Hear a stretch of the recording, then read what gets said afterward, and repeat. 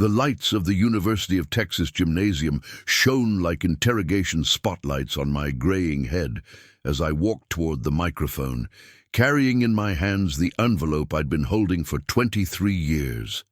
The silence was deafening.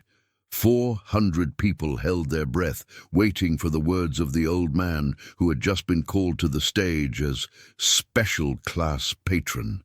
My grandson Ethan watched me from the front row, his face pale as paper, his eyes wide with terror. He knew something was wrong, very wrong, because 5 minutes earlier, backstage, he had whispered those words that sealed his fate. "Don't embarrass me, old man." I smiled then, the same smile I wear now as I open the envelope and pull out the photographs showing exactly where the $300,000 he stole from the family account are. The same photographs that prove how my own flesh and blood betrayed me in the cruelest way possible. Before we continue, subscribe to the channel and let us know in the comments where you're listening from. My name is Harold Whitaker. I am 72 years old, and today is the day my grandson will discover the true price of betrayal. Sweat dripped down my forehead as I drove the empty Texas roads in the early hours of that Friday morning in May. 240 miles separated my small home in Abilene from the University of Texas at Austin, where my grandson Ethan would finally graduate with a degree in business administration. 4 years of tuition costing $86,000, every penny taken from the savings Martha and I had built over 50 years of marriage. The radio played an old country song softly as I sipped lukewarm coffee from a dented thermos.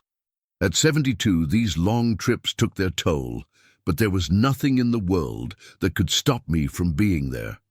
Ethan was all I had left of my family, my only grandson, the son of my only daughter, Sarah, who died of cancer when he was just 5. "Grandpa Harold will take care of you," I had promised in the hospital, holding his small hand as Martha wept silently. And I did. For 18 years I raised that boy as if he were my own son. I taught him to fish in Miller Lake, to fix engines in my shed, to respect his elders, and to never lie, especially never to lie. The sun was just beginning to rise when I stopped at a gas station in Georgetown. A middle-aged black man greeted me behind the counter, his eyes kind but weary, as if he'd been working since before dawn. "Traveling far, sir?" he asked as I paid for the fuel. "Austin. My grandson's graduation today," I replied, unable to hide the pride in my voice. "Oh, what a great thing! You must be very proud." "Yes, I am. He's a special boy." The words came out naturally, but something strange happened, a stab of pain in my stomach, as if my body knew something my mind still refused to accept. Back on the road, I called Ethan on the old cell phone Martha had forced me to buy before she died. "For emergencies, Harold," she said, and as always she was right. "Grandpa, where are you?" His voice sounded strained, different. "About 2 hours from Austin. Didn't want to be late for the big day."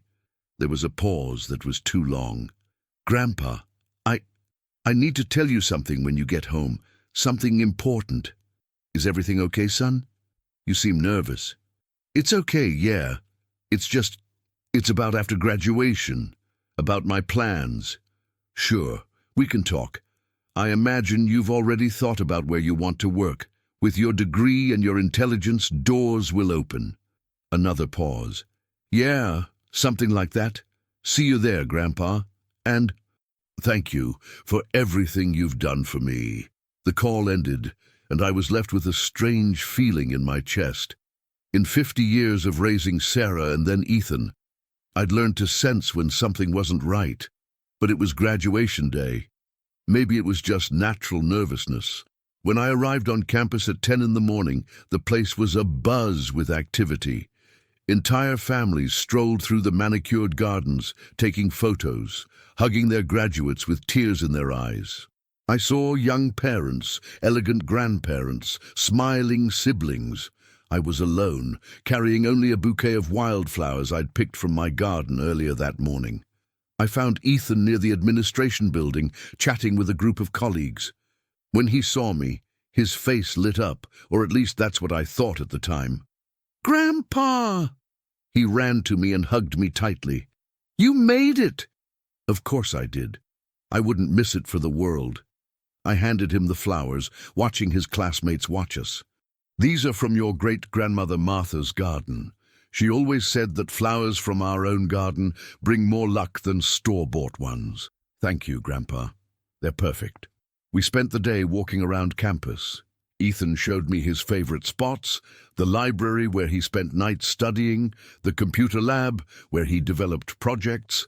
We had lunch in the student cafeteria, simple burgers that cost me $28, but they tasted like a celebration.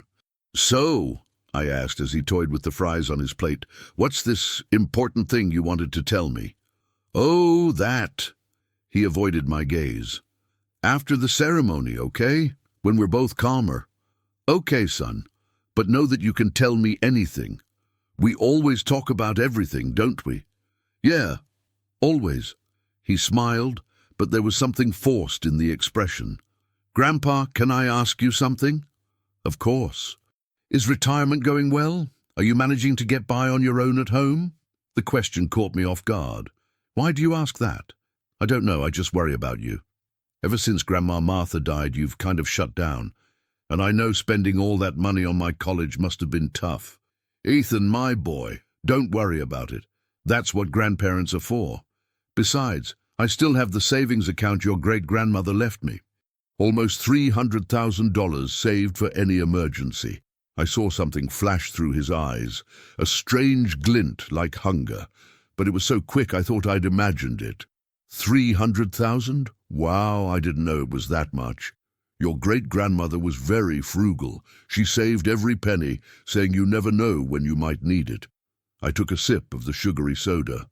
But I don't even want to think about that today. Today is the day to celebrate your achievement. The rest of the afternoon passed quickly. At 5 o'clock, we headed to the gymnasium where the ceremony would take place. The venue was decorated with blue and white banners, the university's colors. Rows and rows of plastic chairs stretched across the polished floor, while on the stage, a wooden podium awaited the speeches. "Grandpa, I need to leave you now to get ready with the class," Ethan said, adjusting his black cap on his head. "Are you okay here alone?" "Of course. I'll find a good spot to sit and take the best pictures." He hesitated for a moment. "Grandpa, I want you to know that I'm very grateful for everything, even if I don't show it very well sometimes." "I know, son, and I'm very proud of you." I found a seat in the 5th row, between a noisy Mexican family and an elderly couple who whispered constantly. The ceremony began promptly at 6 o'clock. The college dean spoke about academic excellence. The honors speaker gave an inspiring speech about the future, and finally, it was time for the diplomas to be handed out. When they called out Ethan James Whitaker, my heart nearly burst with pride. There he was, walking across the stage with firm steps, receiving the diploma that had cost him so much effort but was worth every penny. I clapped until my hands hurt and cheered his name like a teenager at a football game. After the formal ceremony, there was a cocktail reception in the adjacent lobby. Ethan met me near the dessert table, surrounded by other graduates and their families. "Grandpa, I want you to meet some friends." He led me to a group of well-dressed young men. "Everyone, this is my Grandpa Harold, the man who made all this possible." "Nice to meet you," I said, shaking hands and receiving polite greetings. But I noticed how their gazes quickly shifted elsewhere, as if I were just an annoying detail at their party. "Mr. Whitaker," said a young blonde with a fake smile, "Ethan told us you worked your whole life as a mechanic. It must have been hard to afford a private college." "It wasn't easy, no," I answered honestly, "but it was worth every sacrifice." "How admirable," she continued, but her tone suggested otherwise. "And now that Ethan has graduated, I imagine you must be looking forward to rest." There was something about the way she said rest that bothered me, but I couldn't put my finger on it. The party continued for another hour. I watched Ethan move through the groups, chatting animatedly, laughing too loudly at the others' jokes. I tried several times to approach, but there was always someone more important to greet, something more pressing to discuss.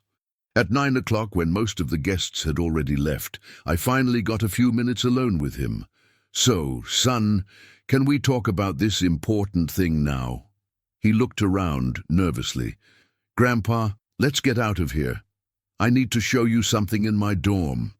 We walked in silence through the empty hallways of the campus until we reached the residence hall where Ethan lived. His room was small but tidy, with movie posters on the walls and books stacked on his desk.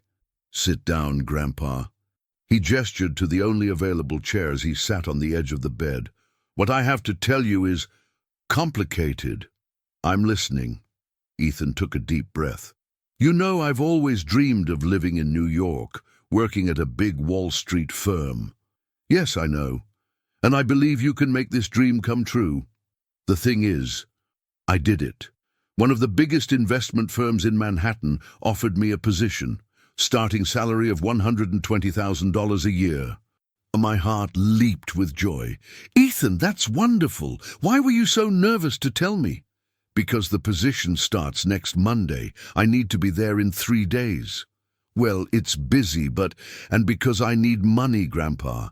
Lots of money. For the apartment, for the right clothes, to settle in the city. New York is very expensive." "How much do you need?" He avoided my gaze. $50,000 to start." The number hit me like a punch in the gut. $50,000 was a lot of money, but if that was what my grandson needed to start his career, I would find a way. "It's a lot of money, Ethan, but if that's what you need—" "Grandpa, there's one more thing." His voice grew even lower. "I've already got the money. Like this. From the savings account Grandma Martha left. I got the information when you were in the hospital getting those heart tests last month. You had left all the paperwork on the kitchen table." And the world stopped. I felt my blood run cold. "Ethan, what are you saying?" "I took $50,000 from the account, Grandpa. I know I should have asked permission, but I had to act fast. The opportunity couldn't wait." I got up from my chair, my legs shaking. "You stole $50,000 from me." "It wasn't theft, Grandpa. It was a loan. I'll pay you back every penny as soon as I start getting paid." "With interest, if you like. Without my permission, without even telling me." My voice was hoarse in my throat. "Ethan, how could you do this?" "Because I knew you'd worry. You'd try to convince me not to go. And this is my chance, Grandpa. My only chance to get out of this small town and do something big with my life. Taking your dead great-grandmother's savings account, stealing from the person who took care of you your whole life." The words came out harsher than I intended, but the pain in my chest was unbearable. $50,000.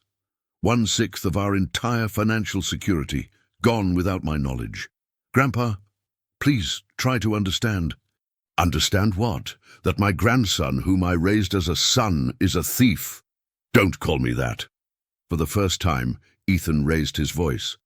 "I'm not a thief. I'm a smart young man who seized an opportunity, and you should be proud of me, not attacking me."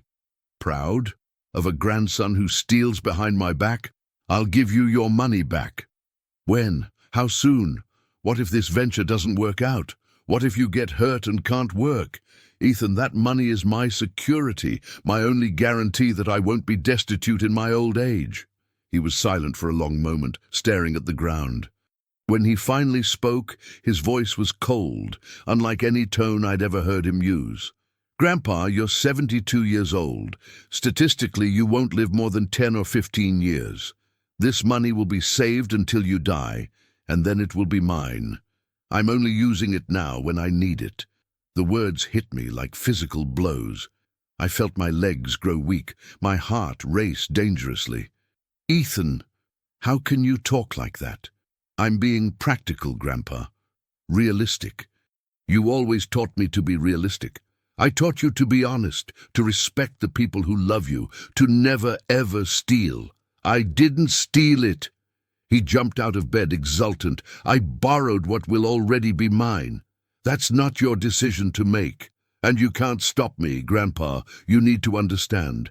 Your life has already been lived. Mine is just beginning. I have a right to this chance. I looked at the young man before me, tall, handsome, polite, his newly earned diploma hanging on the wall behind him, and for a moment I couldn't recognize the boy I'd raised.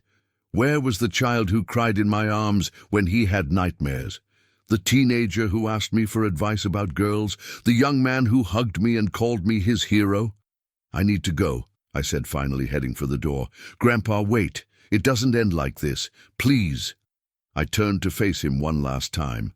Ethan, I love you more than my own life. I sacrificed everything so you could have the opportunities I never had. And you repaid me with betrayal and theft. Worse still, you repaid me with disrespect for the memory of your great-grandmother Martha.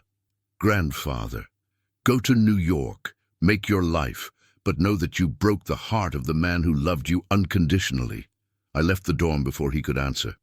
I walked to my old car in the empty parking lot, tears blurring my vision. At 72, after raising 2 children and giving my all for my family, I discovered that my own grandson saw me as nothing more than an obstacle between him and the money he desired. The drive back to Abilene was the longest of my life. I drove on autopilot, my mind processing the betrayal in ways my heart still refused to accept. $50,000, stolen from my only remaining family member. But as the miles ticked by under my car's worn tires, something beyond pain began to grow in my chest. Something cold and determined I hadn't felt in years. Ethan had made his choice. Now it was my turn to make mine. The numbers on the bank's computer screen confirmed my worst fears. $53,422 had been withdrawn from the savings account Martha had left behind. The difference between Ethan's confession and the actual amount hit me like a slap in the face. He'd even lied about how much he'd stolen.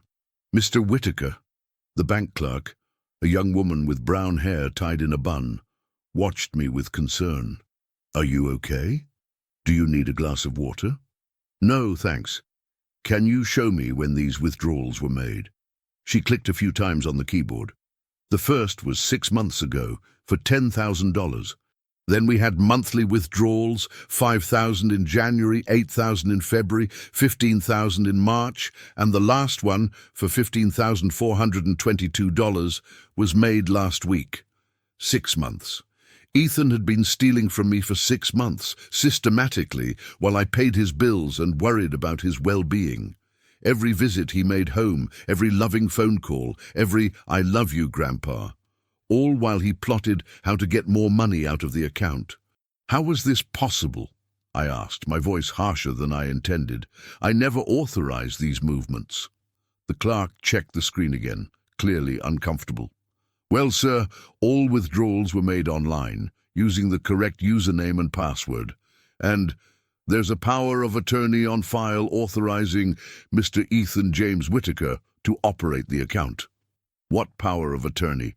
A power of attorney signed by you, let me see, 2.5 years ago, when you were hospitalized for heart surgery. The memory came back in a painful flash, the emergency surgery after the heart attack, Ethan rushing to the hospital, helping me with all the paperwork. Grandpa, you need to sign this so I can take care of your bills while you recover, he'd said, placing the papers in my trembling hand. I trusted him completely, grateful to have someone who cared enough to take on this responsibility. May I see a copy of this power of attorney? Sure, sir. I'll print it for you. As I waited, I looked out the bank window at Abilene's main street. It was a Monday morning, and the town moved at its slow, familiar pace. I knew practically everyone I passed. Mailman Tom Wilson, retired teacher Betty Morrison, the young pastor from the Methodist Church, honest, hard-working people who would never dream of robbing anyone, much less a member of their own family. The clerk returned with several papers in her hand. Here you go, Mr. Whitaker. Dad, I recognized my signature on the documents. Shaky, but legitimate. Ethan had asked me to sign several papers that day, saying they were just formalities to make things easier. I had signed everything without reading it, trusting the grandson I had raised as a son. "Would you like to revoke this power of attorney, sir?" "Yes, immediately." "Of course. What about the other accounts? Do you have any more joint accounts with Mr. Ethan?" My blood ran cold. "What other accounts?" "Well, I see here that you opened a joint checking account 3 months ago, and 2 weeks ago you opened a joint investment account as well." I couldn't hear the rest. The world began to spin around me, and I had to hold onto the table to keep from falling. Ethan hadn't just stolen $50,000. He'd gained complete access to my finances, turning our family relationship into an elaborate bank fraud. "Mr. Whitaker, are you sure you're okay? I need to see all the accounts, everything that has my name or his name on it." What I discovered in the next 2 hours shattered any illusions I might have harbored about my grandson. In addition to the $53,000 stolen from my savings account, he had opened a $25,000 line of credit in my name, drawn it down completely, and never paid it back. He had transferred my retirement account to an account he controlled. He had even attempted to use my house as collateral for a $100,000 loan, something that failed only because the property's documentation was inconsistent. Mr. Whitaker, the bank manager, a middle-aged woman named Patricia Santos, sat down next to me with a grave expression.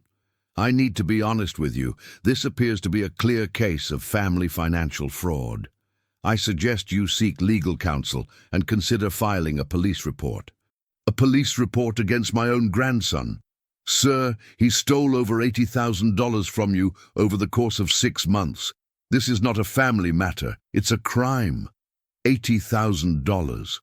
More than a quarter of our entire family savings, accumulated over decades of honest work and rigorous thrift. Martha had worked as a seamstress until she was 70, saving every penny. I had worked overtime at the auto repair shop for years, refusing vacations, living simply, all to ensure a dignified old age and leave something for our grandson. "There's one more thing, Mr. Whitaker," Patricia continued. "From what I see in the system, your grandson has been making suspicious movements, large cash withdrawals, transfers to accounts in other states. This could indicate money laundering or other illicit activity. Are you saying he might be involved in something worse than just robbing me? I'm saying the pattern of behavior isn't that of someone who just borrowed for a job opportunity. It's that of someone who is systematically moving large sums of money around to cover their tracks." I left the bank 3 hours later with a briefcase full of documents and a painful clarity about who my grandson really was. Over lunch at the Mexican restaurant where I used to take Ethan as a child, I tried to process the magnitude of the betrayal. It wasn't just the $80,000. It was a lifetime of trust, shattered into small, calculated pieces over months. My cell phone rang as I absent-mindedly picked at the burrito that had gone cold on my plate. "Grandpa, it's Ethan. We need to talk." His voice sounded different, less arrogant, more cautious. "We have nothing to talk about, Ethan. Please listen to me. I know you must be mad, but I can explain everything. It's not what it seems." "Oh, no. Then explain to me what the joint accounts are that you opened without telling me. Explain to me the $80,000 you stole, not 50. Explain to me the line of credit in my name." The silence on the other end lasted long enough for me to know he knew I had figured it all out. "Grandpa, I can explain." "Can you? Then explain to me how you looked into my eyes and called me Grandpa dearest while stealing behind my back for 6 months. Explain to me how you could sleep at night knowing you were destroying the financial security of the man who sacrificed everything for you." "It wasn't like that. Grandpa, I had debts, problems you wouldn't understand. Dangerous people were after me." For the first time, I heard real fear in his voice. "What dangerous people?" I was playing online. Poker, sports betting. At first I was making a lot of money, but then things went downhill. I owed money to people who don't accept defaults, Grandpa. They threatened to hurt me. And you thought the solution was to rob me? It was the only way out. You don't understand. These guys don't mess around. They would have killed me. Ethan, are you saying that in addition to robbing me, you have gambling debts with criminals? It was a mistake, Grandpa. A terrible mistake. But now it's all sorted. I paid everyone back with the money I took, and I got this job in New York. I'll be able to give it all back to you with interest. How much do you owe, Ethan? How much really? Another long pause. About 30,000 still. 30,000 on top of the 80 you already got. Grandpa, please help me, just one more time. These guys will find me wherever I am. New York, Texas, whatever. The only way to get rid of them for good is to pay everything. I looked around the family-run restaurant where I had so often brought my grandson to celebrate his good grades, his small successes, his birthdays. On the wall were pictures of happy families, smiling children, proud grandparents. It all seemed fake now, like a play from which I had been expelled halfway through the third act.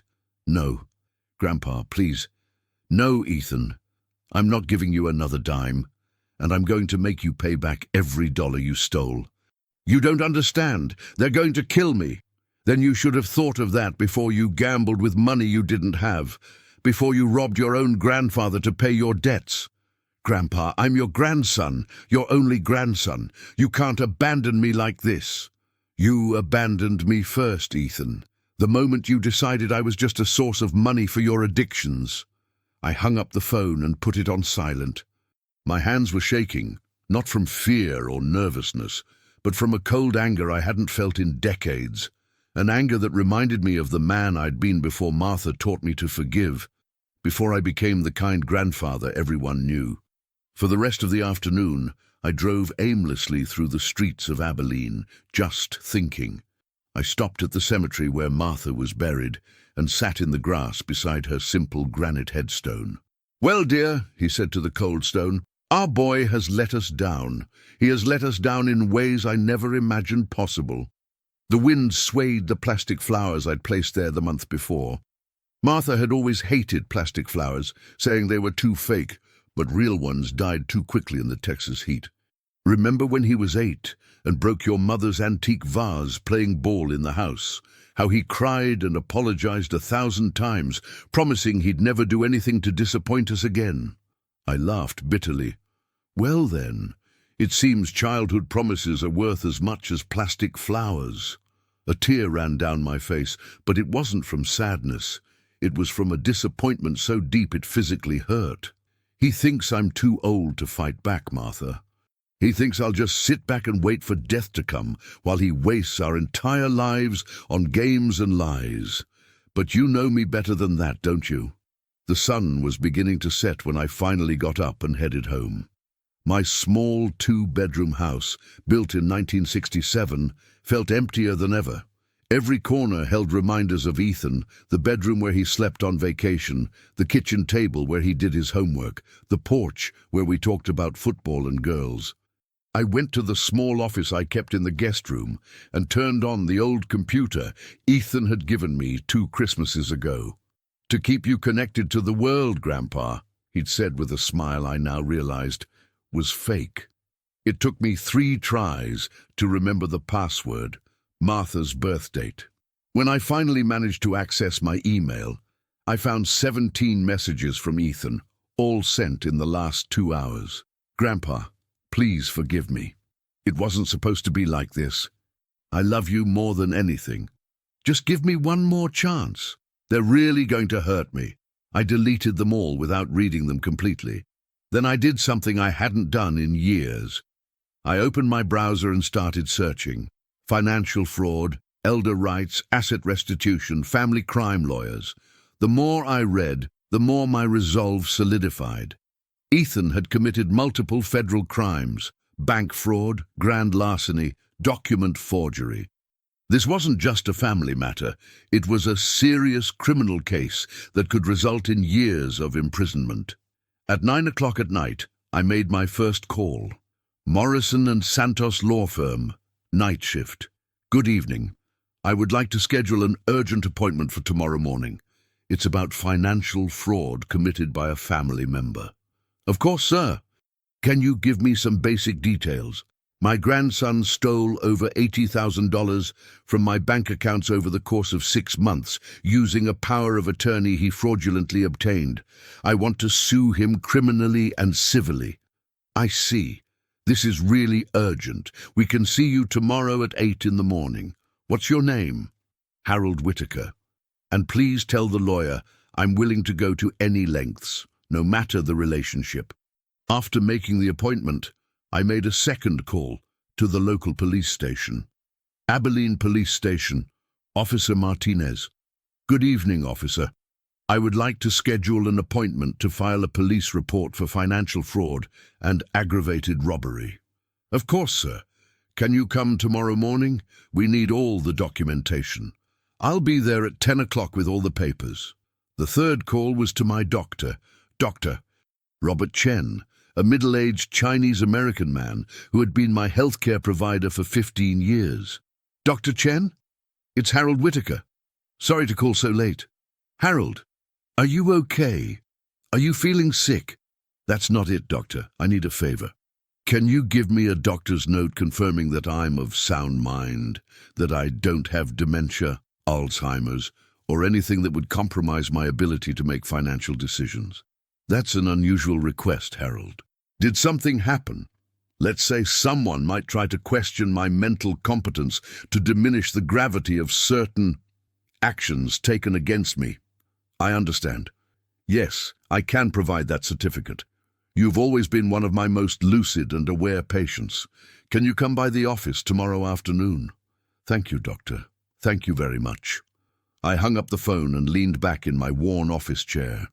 Within 24 hours, I had uncovered a 6-month-old betrayal and organized a legal response that could destroy my own grandson's life.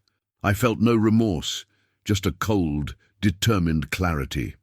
My phone vibrated with another message from Ethan.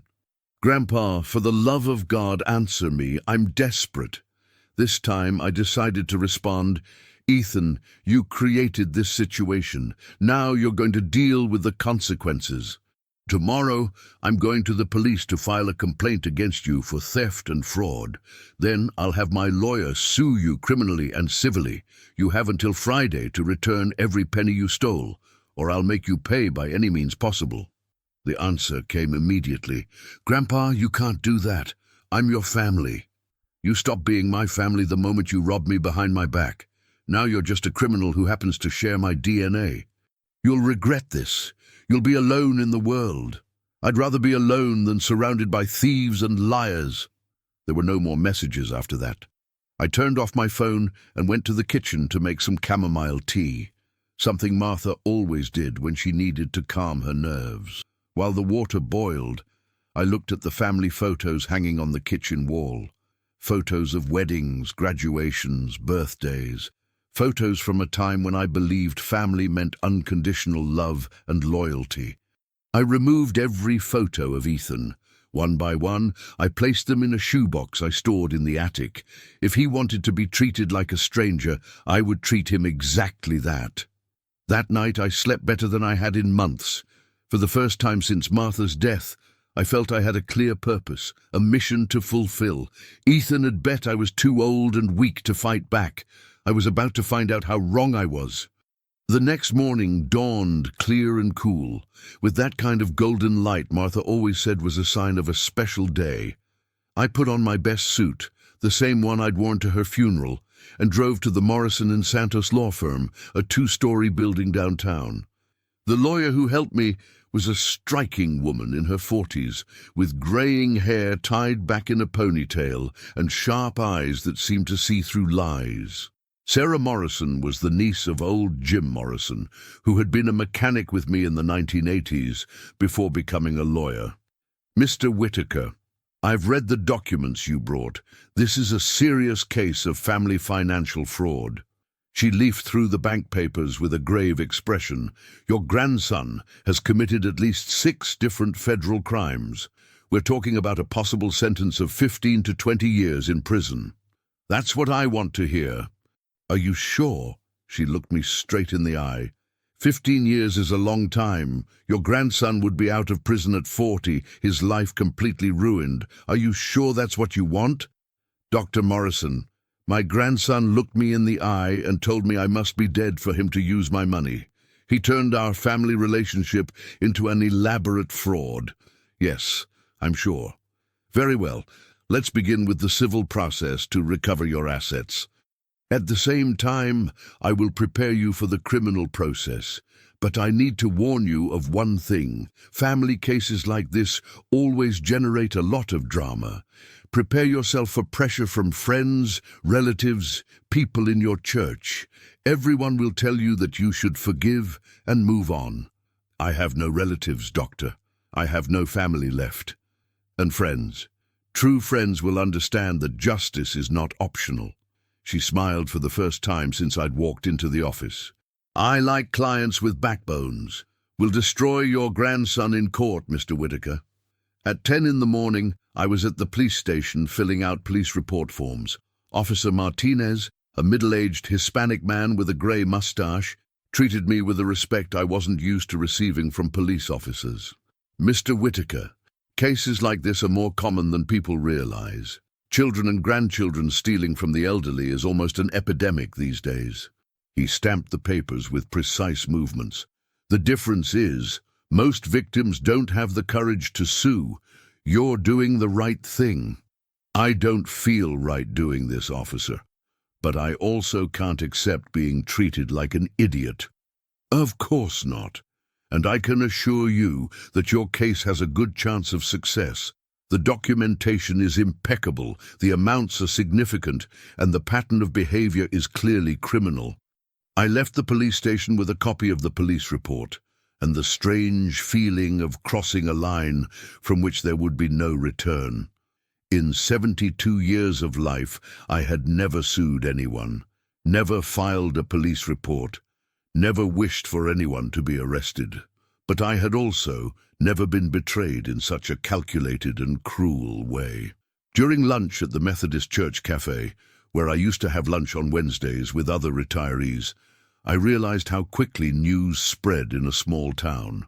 The conversation was too low, the sidelong glances, the whispers that stopped when I approached. "Harold," said Margaret Thompson, a 68-year-old widow he had known for decades, "I hear you're having trouble with Ethan. Do you want to talk about it?"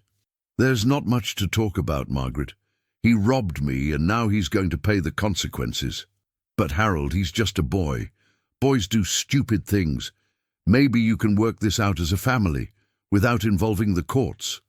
"Margaret, he stole $80,000 over the course of 6 months. This isn't childish nonsense. It's adult crime." "But he's your grandson, your only grandson. How can you want to see him in jail?" This question haunted me for the rest of the day. During my afternoon doctor's appointment, while Dr. Chen was performing the cognitive tests required for the mental health certificate, he asked the same question, worded differently. "Harold, are you sure this is the path you want to take? Suing family members never ends well for anyone." "Doctor, with all due respect, what should I do? Silently accept that my grandson robs me? Pretend nothing happened?" "I'm not saying that. Just maybe there are other ways to solve it. Family therapy, mediation. He told me I should be dead so he could use my money without any problems. Would you go to family therapy with someone who told you that?" "Doctor." Chen was silent for a long moment, shuffling through the papers on his desk. "No, I don't think I would." The medical certificate confirmed what I already knew. Patient Harold Whitaker is in full mental health, with normal cognitive abilities for his age, and with no signs of dementia, mental confusion, or impaired judgment. Back home, I found Ethan sitting on the front porch, looking like he'd aged 5 years in 2 days. He was thinner, with dark circles under his eyes and wrinkled clothes. "Grandpa, we need to talk." "We have nothing to talk about. You're trespassing on my property. Please, just 5 minutes. Something in his voice, a real desperation I'd never heard before, made me stop in the driveway. 5 minutes, then you leave my property and never come back. He got up from the rocking chair where Martha used to sit to watch the sunset. Grandpa, I know I messed up. I know I let you down in ways that may not be forgivable, but I'm begging you, give me a chance to make this right. Drop the lawsuits. Give me 6 months to get the money and pay it all back, with interest. I'll get a job, I'll work overtime, I'll sell my car, whatever it takes. In 6 months? Ethan, that's $80,000. How would you make that in 6 months? There are people who can lend me money. Friends from college. My classmate Marcus's parents have money. Are you going to borrow money from people you barely know to pay back the money you stole from me? If that's what it takes, yes. What about your gambling debts? The criminals who were going to kill you? He looked away. I'll deal with that later. Lie. You want me to stop the process so you have time to flee the country or to find someone else to rob? It's not that. Ethan, stop lying. For God's sake, after everything you've done, at least have the decency to stop lying. He broke down then. He collapsed on the porch floor and began to cry like he hadn't cried since he was a child, with deep sobs that seemed to come from the depths of his soul. Grandpa, I'm scared. So scared. Not just of the guys in the game, but of myself. I don't know how I became this, how I became someone capable of stealing from you. I wake up in the morning and I don't recognize myself in the mirror. For the first time in days, I felt a pang of compassion for the boy I'd raised. For a moment I could see beyond the criminal and see my lost, frightened grandson. Ethan, I know I don't deserve forgiveness. I know I broke trust in a way that may not be repairable. But you're the only family I have left, Grandpa. If you abandon me, I don't know what I'll do. I don't know if I can live knowing that I lost the only man who truly loved me. Tears were streaming down my face now too. During a terrible, confusing moment, I almost gave in. I almost said I'd call it off, that we'd find a way to work it out together, that family always forgives. But then I remembered his words. You're 72 years old. Statistically, you won't live more than 10-15 years. Ethan, get up. He obeyed, wiping his face with the back of his hand. I love you. I will always love you, because a grandfather's love never dies. But love doesn't mean accepting being robbed and humiliated. True love sometimes means letting someone face the consequences of their own actions. Grandfather, you're going to jail, Ethan. You're going to serve your sentence, however long it is. And when you get out, if you want to rebuild our relationship, I'll be here. But only after you've paid in full for what you've done.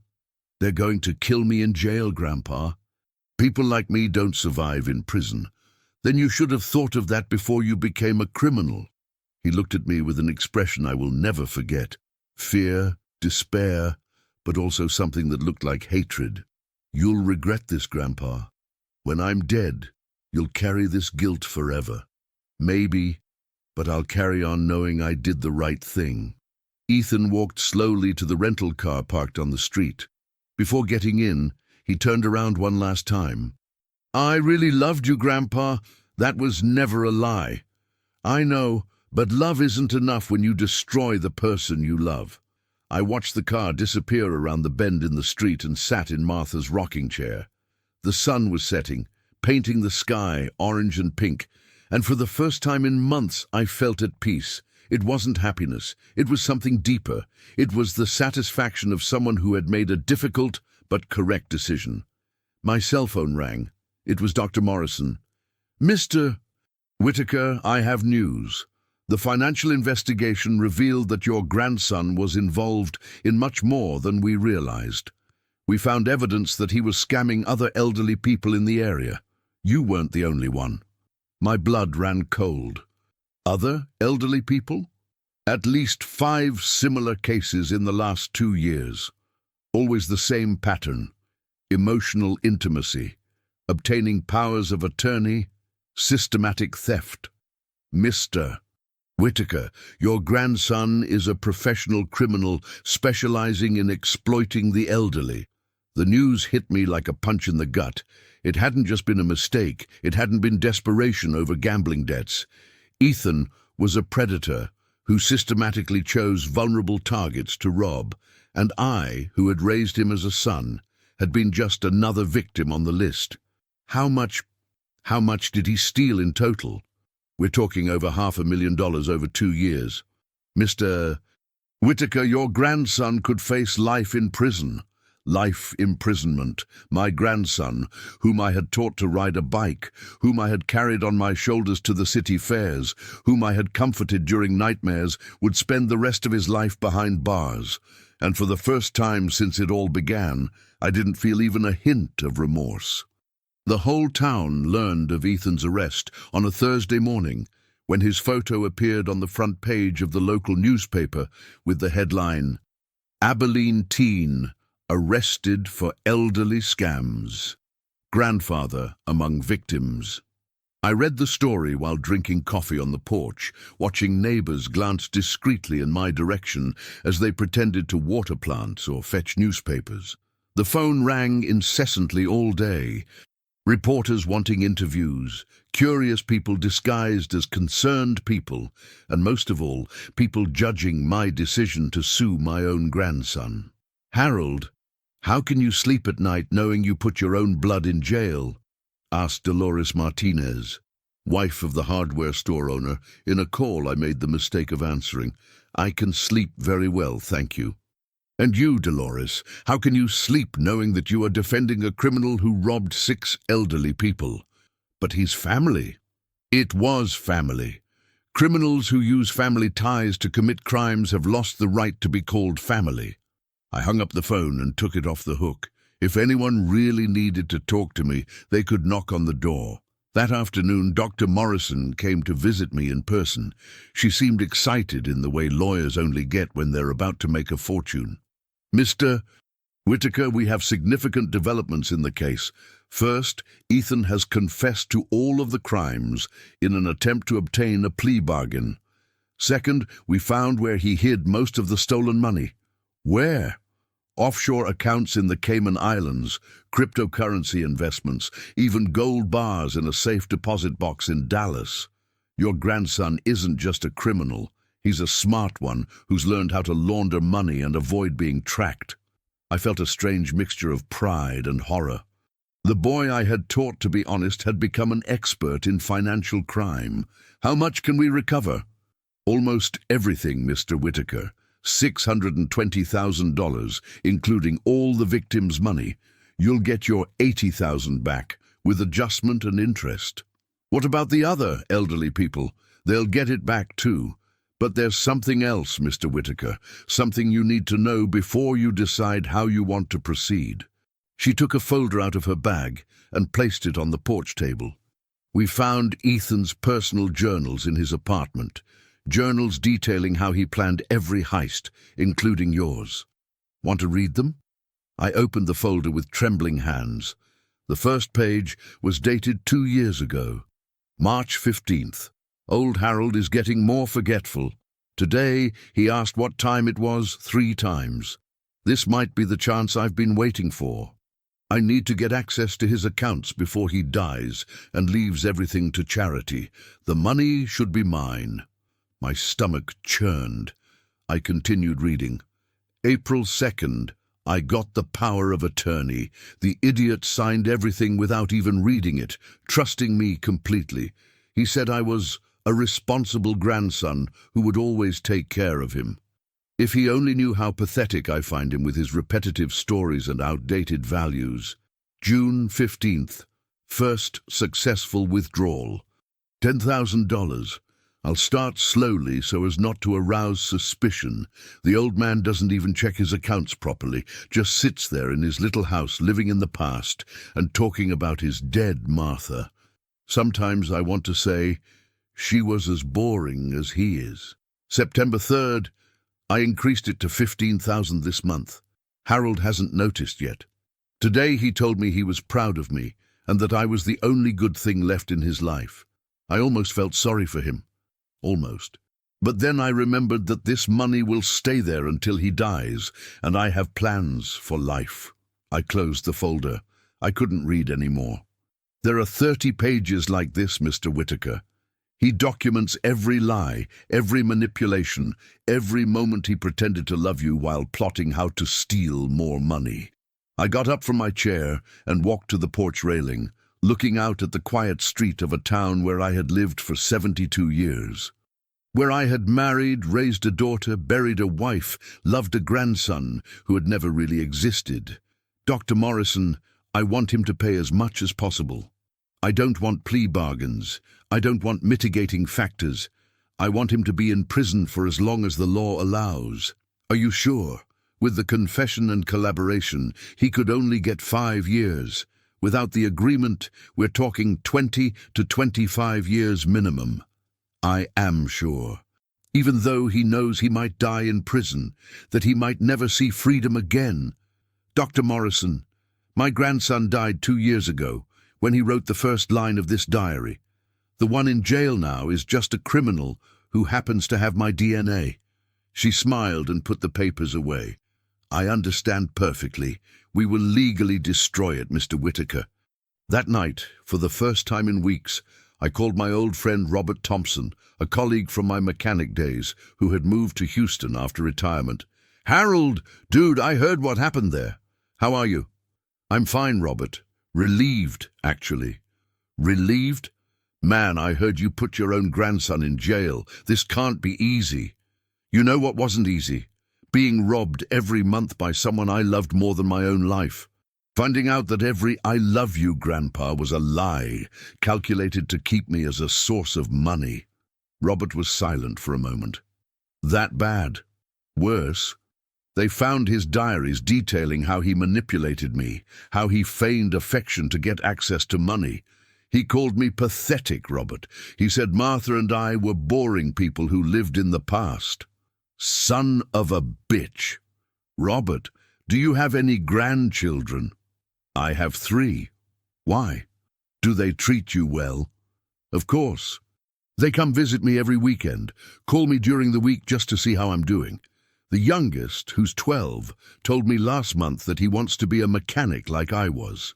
I felt a pang of envy so strong, it physically hurt. Hold on to those boys, Robert. Hold on tight and never let them get lost, because when you lose a grandchild, it's not just a person you lose, it's your entire faith in your family. Harold, I'm so sorry, man. I can't even imagine how hard this must be. It's not hard, Robert. That's the scariest part. I don't feel a single bit of remorse. I don't miss him. It's like my heart has just shut off the part that loved him. Maybe it's a defense mechanism, maybe over time. No, it's not coming back. And you know what? I'm at peace with that.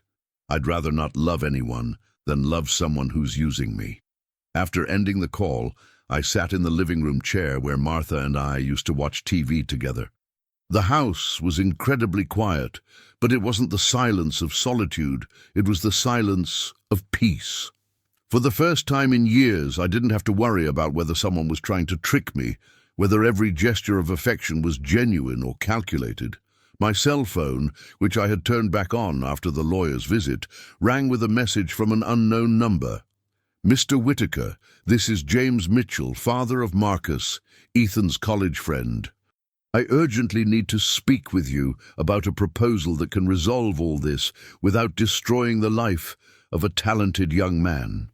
I immediately responded, Mr. Mitchell, if you're calling to try to convince me to drop the charges, you're wasting your time. Ethan is a professional criminal who robbed 6 elderly people. There's nothing to negotiate. The reply came quickly.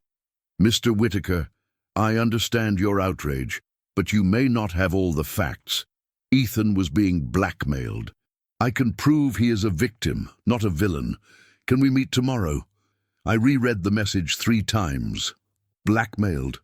After everything I'd learned, someone was still trying to paint Ethan as a victim. I replied, Mr. Mitchell, I've read your friend Ethan's personal diaries. He documented every lie, every manipulation against me and other seniors. There's no amount of blackmail that can justify 2 years of planned crimes. Good night. There were no more messages. The next morning, a Friday, I woke up early with a strange feeling that something was different. It took me a few minutes to realize what it was. For the first time in 2 years, I wasn't worried about whether there would be enough money in my account to pay the month's bills. My refund had already been processed, and I had more money in my account than when it all started, thanks to interest and adjustments. Ethan had given me an unintended gift, total financial freedom, since I now knew exactly where every penny was and that no one else had access to my accounts. At 9 o'clock in the morning, I received a call from Dr. Morrison. "Mr. Whitaker, I need to inform you of some developments. Ethan attempted suicide in his cell last night. I felt like someone had thrown ice water in my face. Is he alive?" "He is. The guards managed to intervene in time. He's in the prison hospital under psychiatric observation, but there is something else. He wants to see you." "No. Mr. Whitaker, I understand your position, but legally this could be important. If he dies before trial, we lose the chance to hold him fully accountable for his crimes. And there's also the moral issue." "What moral question?" "Well, he's still your grandson, and he's clearly in extreme psychological distress."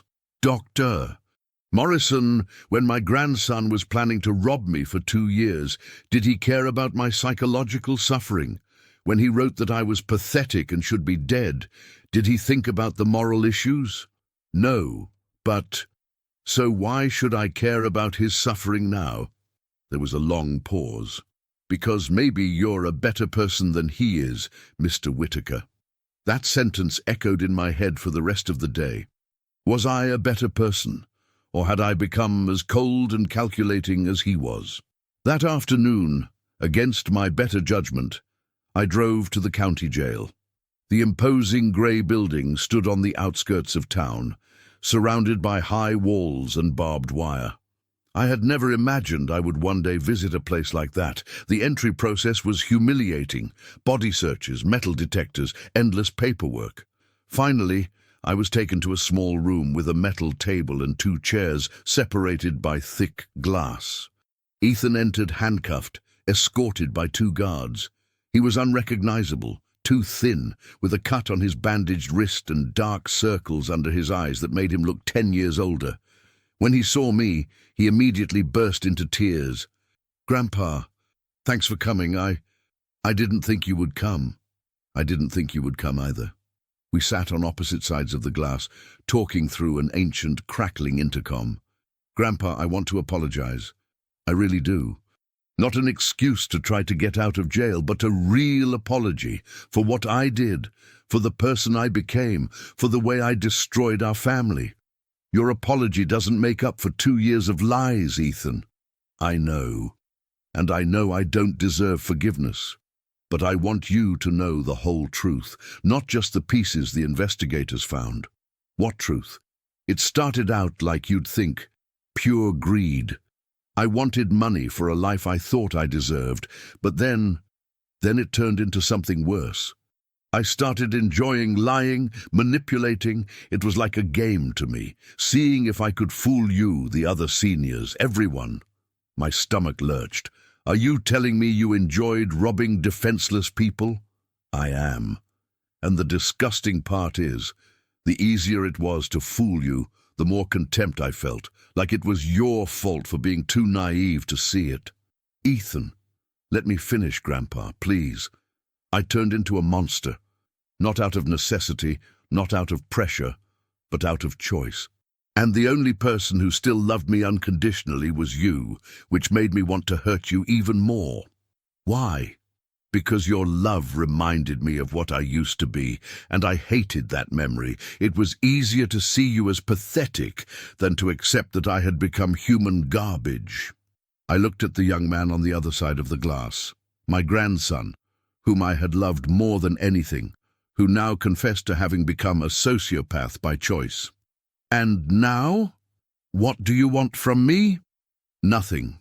Absolutely nothing. I just wanted you to know that I recognize exactly what I did and why I did it. It wasn't a mistake. It wasn't desperation. It wasn't the influence of others. It was pure evil. Why are you telling me this? Because you deserve the truth. And because maybe if you understand that I really am a monster, you'll stop feeling guilty about suing me. Who said I feel guilty? Grandpa, I know you. You raised me to be a good person. You must be wondering where you went wrong, what signs you missed if you could have saved me somehow. He was right. Beneath all my anger and determination, there was a small voice whispering that maybe I had failed as a grandfather. I'll give you a gift, Grandpa. The certainty that you were not to blame at all. You taught me everything right: honesty, hard work, respect for others. I simply chose to ignore all of that and become the opposite of what you wanted me to be. Why did you try to kill yourself, Ethan? Because for the first time in my life, I had to face the consequences of my actions, and I discovered that I am not brave enough for that. I'm too cowardly for prison and too cowardly for death. We sat in silence for a long moment, staring at each other through the glass that perfectly symbolized the distance that now existed between us. Grandpa, can I ask you a favor? You can ask. Don't drop the charges. Let me pay for what I did, fully. Because if you forgive me now, I'll walk out of here in a few years and probably do the same thing to someone else. I need to learn that actions have consequences. Do you want to stay in prison? I need to stay in prison. It's the only way I can maybe one day become a decent person again. What if you can't survive there? Then at least other people will be safe. I got up from my chair, ready to leave. I had said and heard everything I needed to. Grandfather, try. I really loved you. Maybe it was the only real thing left in me.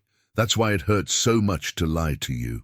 I know, Ethan, and I loved you too, more than you'll ever understand. Did you love in the past? I looked at him one last time. The boy I had carried on my shoulders. The teenager I had comforted after nightmares. The young man who had betrayed me in the cruelest way possible. I still do. I will always love the boy you were. But this man you've become, I don't know him. I left prison with a strange sense of closure. It wasn't happiness. It wasn't sadness. It was acceptance. Ethan had become a stranger who happened to carry half of my late daughter's genes, and strangers who commit crimes must pay for them, regardless of shared DNA. Ethan's trial took place 6 months later in a packed courtroom that felt more like a circus than a courtroom. Reporters, onlookers, elder rights activists, and even some of the other seniors he had robbed, all eager to see the outcome of the story that had shocked not only Abilene but the entire state of Texas. I sat in the front row, wearing the same suit I'd worn to Ethan's graduation, an irony that didn't go unnoticed. Across the aisle, a few people I didn't know whispered and looked at me with expressions that ranged from pity to disapproval. Ethan entered the room handcuffed, wearing a cheap state-issued suit. He'd gained some weight in prison and looked healthier, but his eyes remained empty, as if something fundamental had died in them. The district attorney, a tall, thin man named David Richardson, presented the case with the cool efficiency of someone who had prosecuted hundreds of criminals. Ladies and gentlemen of the jury, you will hear about one of the most disturbing cases of elder financial abuse ever recorded in this county. The defendant, Ethan James Whitaker, systematically deceived, stole from and traumatized 6 seniors over the course of 2 years, including his own grandfather, who raised him as a child. Richardson methodically presented the evidence: bank statements, fraudulent emails, photographs of the fake identities Ethan used, and most importantly, the personal diaries where he documented his crimes in sordid detail. The defendant not only stole $620,000, Richardson continued, but he documented his contempt for his victims. In his own words, written in his own handwriting, he refers to the people who loved him as pathetic idiots and easy targets. Ethan's defense, a young public defender named Lisa Chen, attempted to paint a picture of a lost young man influenced by bad company. She spoke about social pressures, mental health issues, and the difficulty of growing up without parents. My client made terrible mistakes, she told the jury, but he was a young man in his 20s when it started. Young people make mistakes. The question is not whether he should pay. The question is what punishment best serves the interests of justice and society. When it was my turn to testify, I walked to the witness stand on shaky legs. 60 people watched me in complete silence. "Mr. Whitaker," the prosecutor asked, "can you tell us how you discovered you were being robbed by your grandson?" I recounted the entire story, from the initial confession to the $50,000 to the discovery of the 80,000 reais and then the entire criminal network. I talked about the diaries, the fraudulent power of attorney, the accounts he had opened without my knowledge. "And how did you feel when you discovered that your own grandson, whom you raised as your son, was documenting his contempt for you while stealing your savings?" "Like I died," I answered honestly. "Like the world I knew had ended, and I was learning to live in a completely different place." "Mr. Whitaker, your grandson tried to apologize. Have you ever considered forgiving him?" "I considered it, for about 5 minutes. Until I read his diaries and realized that even his excuses were calculated to manipulate me. The defense attorney questioned me for 2 hours, trying to paint me as a vengeful grandfather who was destroying a young man's life out of wounded pride. "Mr. Whitaker, isn't it true that you could have resolved this as a family without destroying your grandson's future?" "Dr. Chen, my grandson robbed 6 elderly people over the course of 2 years. This isn't a family matter, it's a criminal justice matter. But don't you think that 20 years in prison is disproportionate for someone of 23? I think 20 years in prison is proportionate for someone who spent 2 years planning how to rob defenseless people. Do you feel no remorse at all for sending your own grandson to prison?" I looked directly at her, then at Ethan, then at the jury. "I feel remorse, yes. I feel remorse for having raised someone capable of such calculated crimes. I feel remorse for not having realized that the grandson I loved was actually a predator. But I feel no remorse for doing the right thing, even when it's difficult. The most difficult moment came when Ethan testified in his own defense. He admitted to all the crimes, but tried to explain them away as the result of financial pressure and psychological issues. "I know I hurt people who loved me," he said, avoiding my gaze. "I know there's no excuse for what I did. I can only say it wasn't me. It was as if someone else were doing those things." The prosecutor tore him apart on cross-examination. "Mr. Whitaker, when you wrote in your diary that your grandfather was pathetic and should be dead anyway, was that written by someone else?" "No." "When you documented every lie you told him, when you systematically planned how to steal more money, when you referred to your victims as easy targets, was all of this done by this someone else?" That was real. I wrote that." "So you're telling the jury that you took full responsibility for your actions?" "Try." "Great. So you accept that you deserve to be punished to the maximum extent the law allows?" Ethan looked at me for the first time during the entire trial. His eyes were filled with tears, but there was something else, something that felt like acceptance. "Yes, I deserve it." The jury deliberated for only 2 hours. When they returned, the jury foreman's expression left no doubt about the verdict. "We, the members of the jury, find defendant Ethan James Whitaker guilty on all counts. 6 counts of elder fraud, 6 counts of aggravated robbery, 12 counts of document forgery, and 3 counts of money laundering." The sentencing came a week later. The judge, a 60-year-old black man named Marcus Washington, looked directly at Ethan before speaking.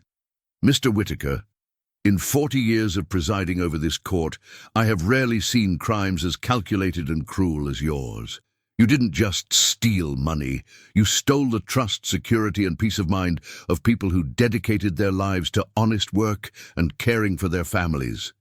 The judge paused, shuffling through the papers on his desk. Considering the systematic nature of the crimes, the amount of money involved, the abuse of family trust, and especially the diaries that document his contempt for the victims, I sentence you to 25 years in prison without the possibility of parole for the first 15 years. 25 years old. Ethan would be out of prison at 48 if he survived. I looked at him at the sentencing and saw only resigned acceptance, as if he finally understood he had crossed a line from which there was no return. After the sentencing, I met with him briefly in a room reserved for family members. 25 years, he said calmly.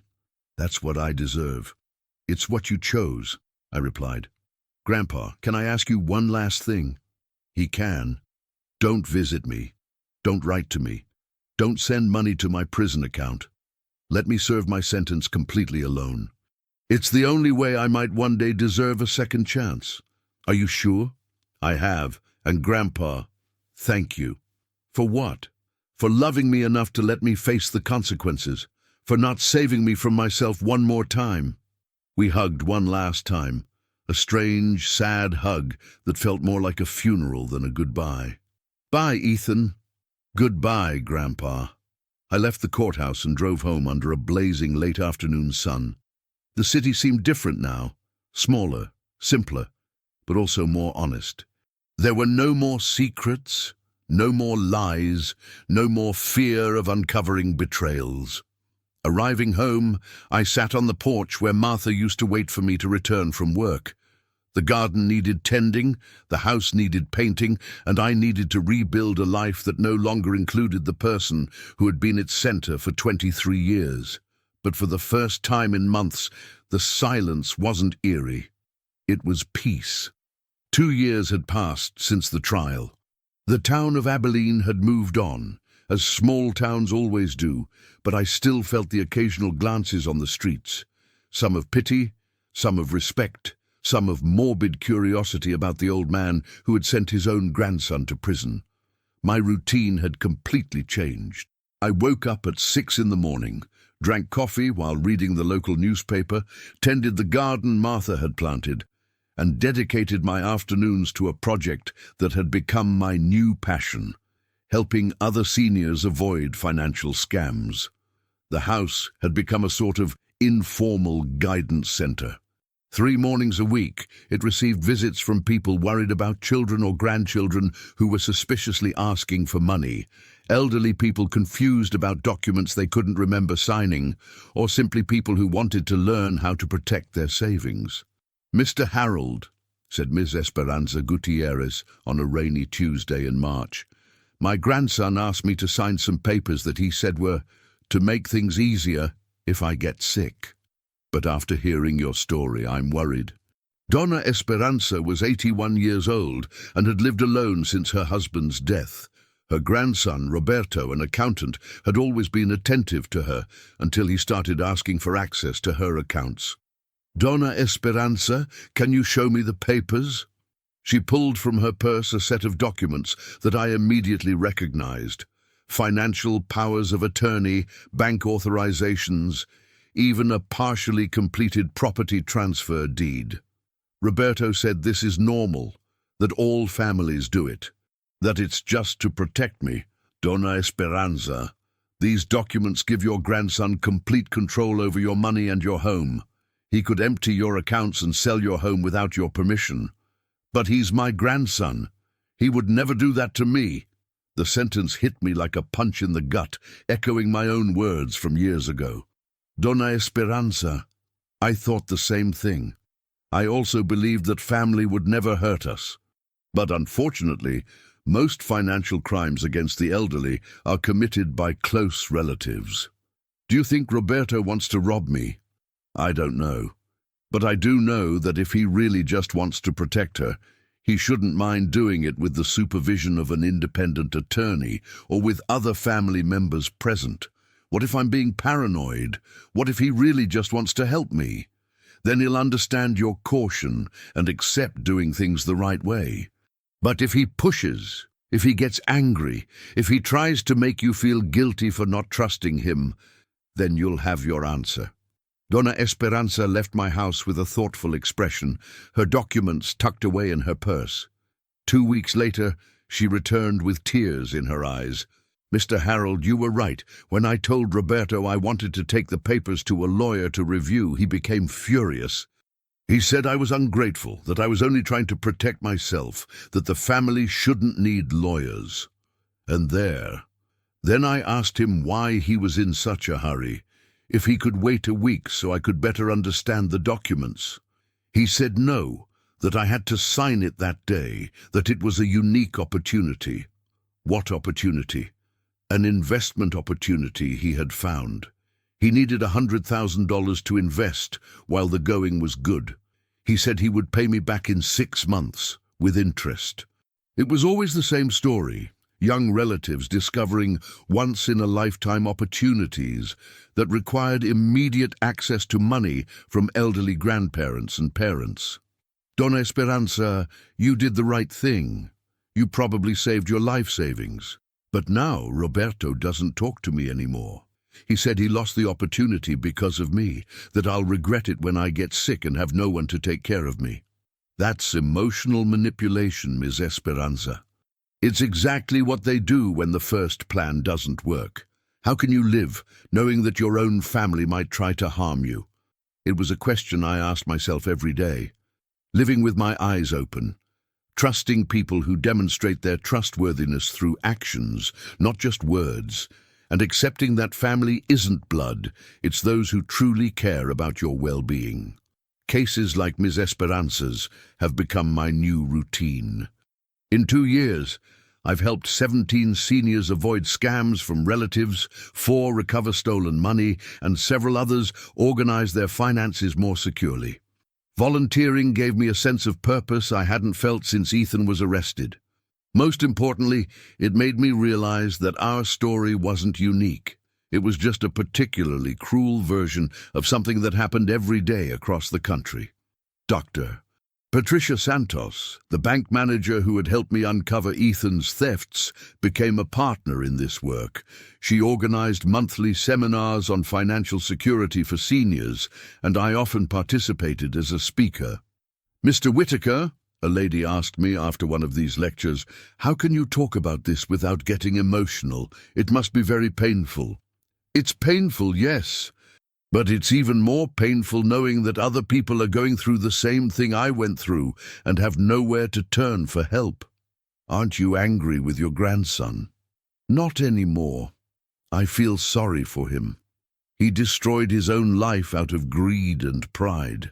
But mostly I feel proud that he did the right thing, even though he knows he's going to be in prison for decades, especially for this. Every day he spends in prison is a day some old person is safe from his blows. One Thursday afternoon, exactly 2 years and 4 months after Ethan's sentencing, I received an unexpected call. "Mr. Whitaker, this is Dr. Lisa Chen, your grandson's attorney. May I speak with you?"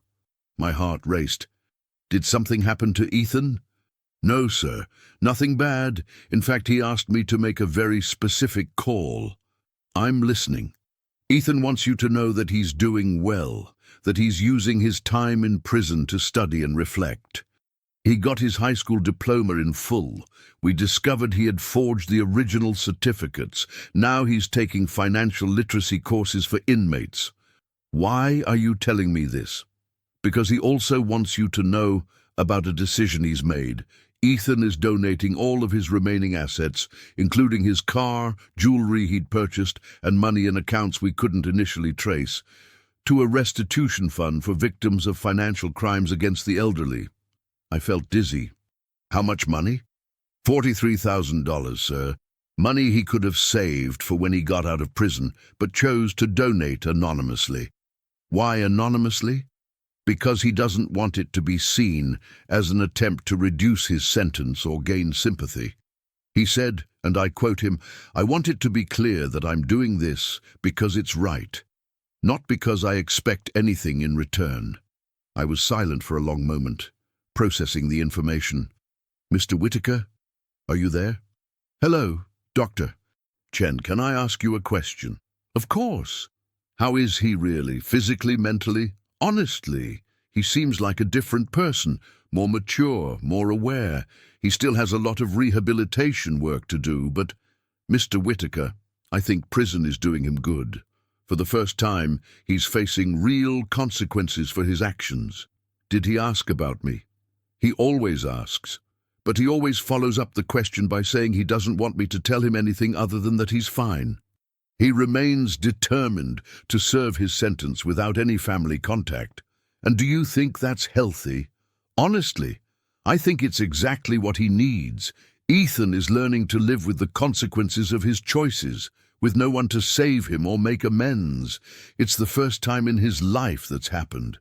After the call ended, I sat in my living room chair for over an hour, just thinking. $43,000 donated to help other victims. Ethan was in prison, but apparently he'd found a way to begin redemption. It didn't change anything about what he'd done. It didn't erase 2 years of lies and calculated betrayals.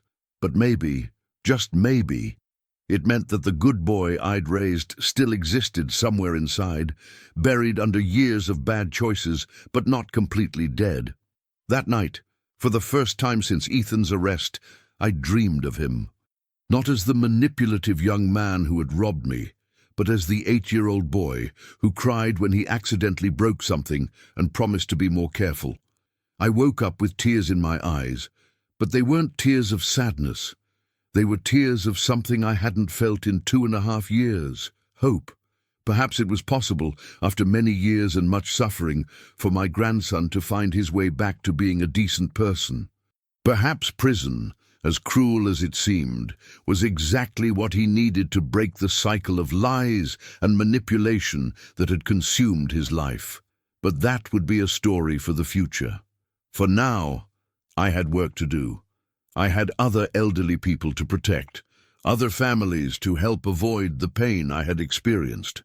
And maybe, just maybe, when Ethan got out of prison in 23 years, he would find a grandfather willing to know the person he had become. Not the grandson I had lost, but the man he could choose to be.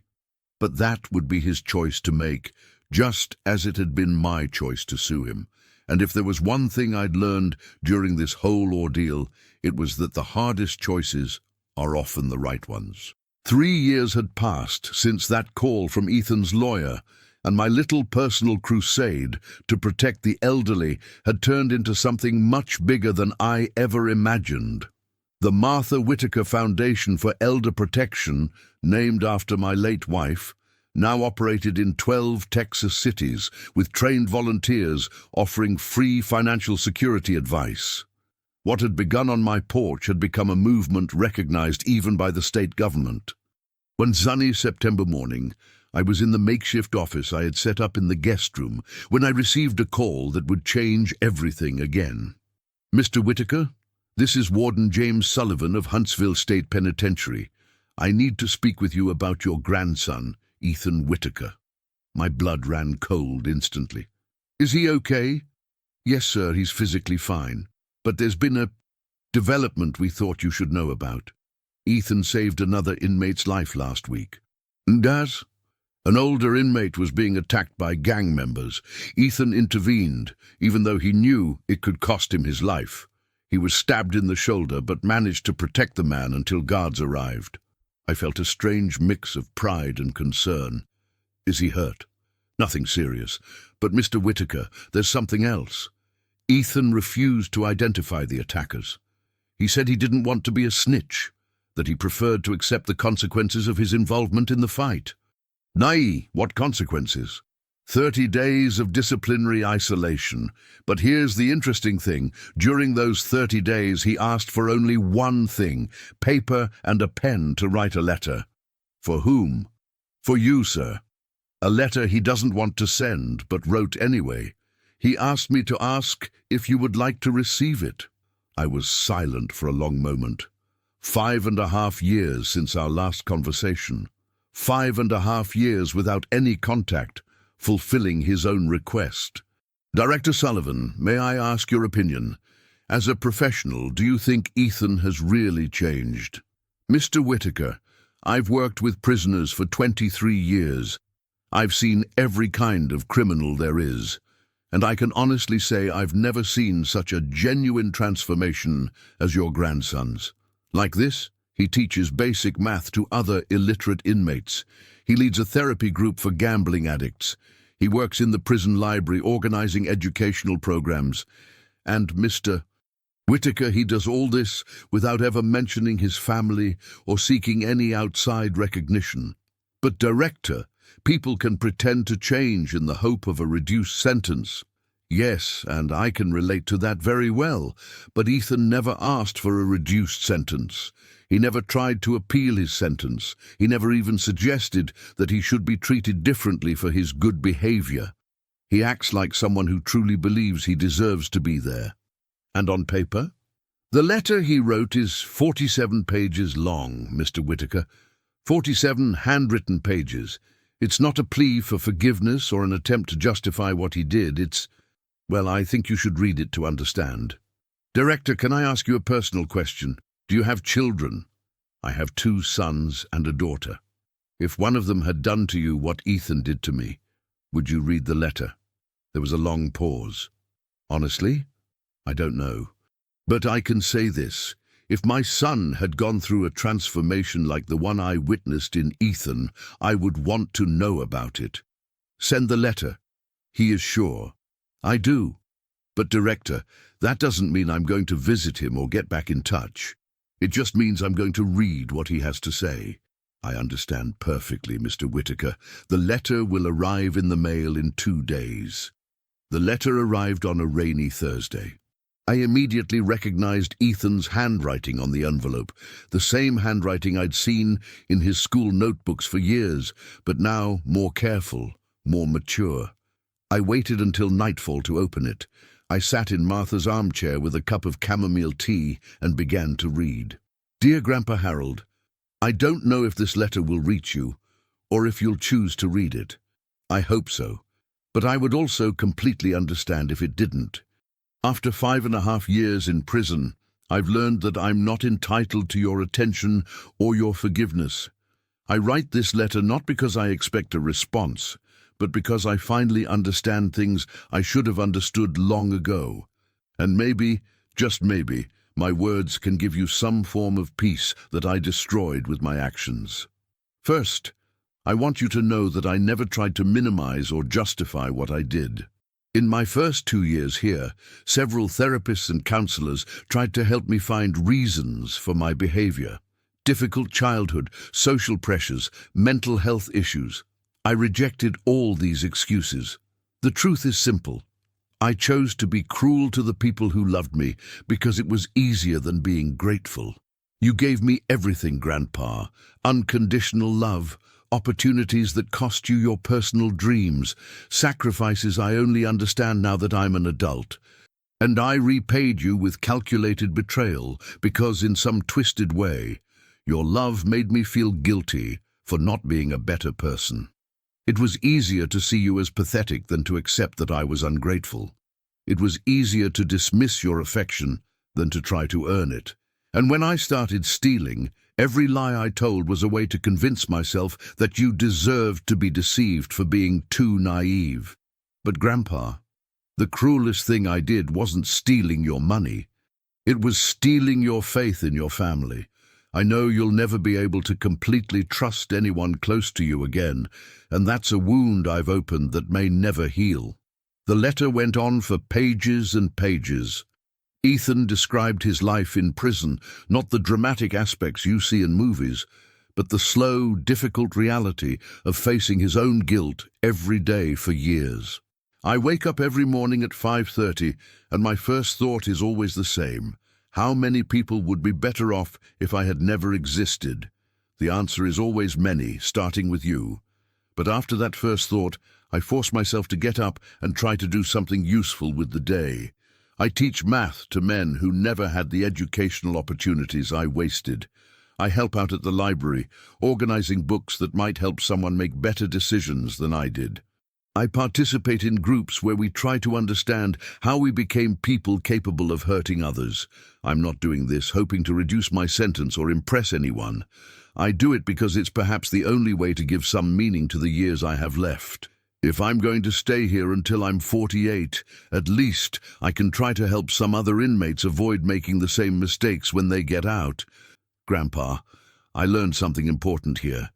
You did the right thing. By suing me, by refusing to save me once again, you forced me to face who I had become. It was the last act of love you could give me. The tough love that lets a person learn from the consequences. If you had forgiven me, if you had dropped the charges, I probably would have interpreted it as weakness and continued being the same horrible person. Your firmness broke me in a necessary way, and only now do I realize that must have been nearly impossible for you.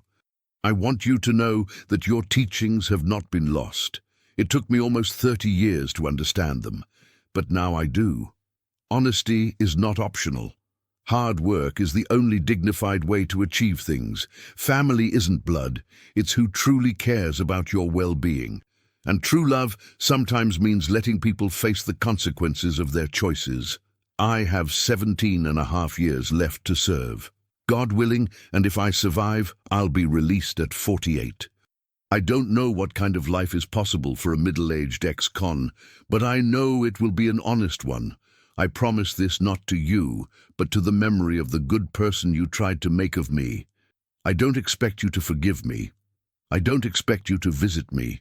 I don't expect anything, because I don't deserve anything. But I want you to know that the grandson you loved still exists somewhere inside me, and he's fighting every day to become worthy of the love you once had for him. If you're reading this, it means you still care enough about me to want to know how I'm doing, and that alone is more kindness than I deserve. Thank you for loving me. Thank you for raising me. And thank you for being strong enough to let me face the consequences when I didn't have the strength to make the right decisions. I hope your life has found peace and purpose. I hope you've discovered ways to be happy that don't depend on me or any family. And I hope that if there is a life after this, you and Grandma Martha can forgive me for the years of suffering I've caused. With eternal love and infinite regret, Ethan P.S. Director Sullivan told me about the Martha Whitaker Foundation. Knowing that you turned our family tragedy into something that helps others fills me with a pride I know I don't deserve to feel. You've always been a better person than me, Grandpa. Always. I finished reading the letter with tears streaming down my face. They were complex tears, sadness for the family we'd lost, pride in the man Ethan seemed to be becoming, and a cautious hope that perhaps, in many years, some kind of reconciliation might be possible. But they were also tears of acceptance. Acceptance that some wounds never heal completely, but that they do heal in ways that make us wiser. Acceptance that true love sometimes means letting go, even when every fiber of our being wants to hold on. I kept the letter in a special box, along with the family photos I'd removed from the walls years ago. I didn't respond. I wasn't ready to yet. But I kept it, because it represented something important, proof that people can change, even when it seems impossible. That night, for the first time in years, I prayed not only for the strength to continue my work, but for the wisdom to know if it would ever be time to open my heart again to the possibility of forgiveness. Not today, maybe not tomorrow, but perhaps in a few years, when Ethan proved through consistent action that he had truly changed, we could find a way to rebuild something new from the rubble of what had been destroyed. Until then, I would remain Harold Whitaker, no longer the betrayed grandfather, but the man who had found purpose in shielding others from the pain he had experienced. And perhaps that would be the greatest victory of all, transforming betrayal into wisdom, pain into purpose, and loss into a form of love that benefited far more than just our broken family. The future remained uncertain, but it was no longer haunted by fear or anger. It was illuminated by the possibility, distant but real, that sometimes the most broken stories can find a way to heal. Today, at 72, when I look back, I know I made the hardest decision of my life. Suing my own grandson broke my heart, but it saved my dignity and protected other elderly people from suffering what I suffered. I learned that true love sometimes requires the courage to let people face the consequences of their choices, even when every fiber of our being wants to protect them. The Martha Whitaker Foundation has helped hundreds of families avoid our tragedy, and this is my way of transforming pain into purpose. If you're listening to my story, you may be facing situations where you have to choose between family loyalty and doing what's right. Remember, family isn't just blood. It's those who truly care about your well-being. Don't allow anyone, not even close relatives, to abuse your trust and generosity. Sometimes the greatest act of love is to say no and let justice take its course. Please subscribe to the channel and turn on notifications for more stories that explore real-life dilemmas. Tell me in the comments, would you be brave enough to sue a family member who betrayed you? How do you protect your family from predators who exploit trust?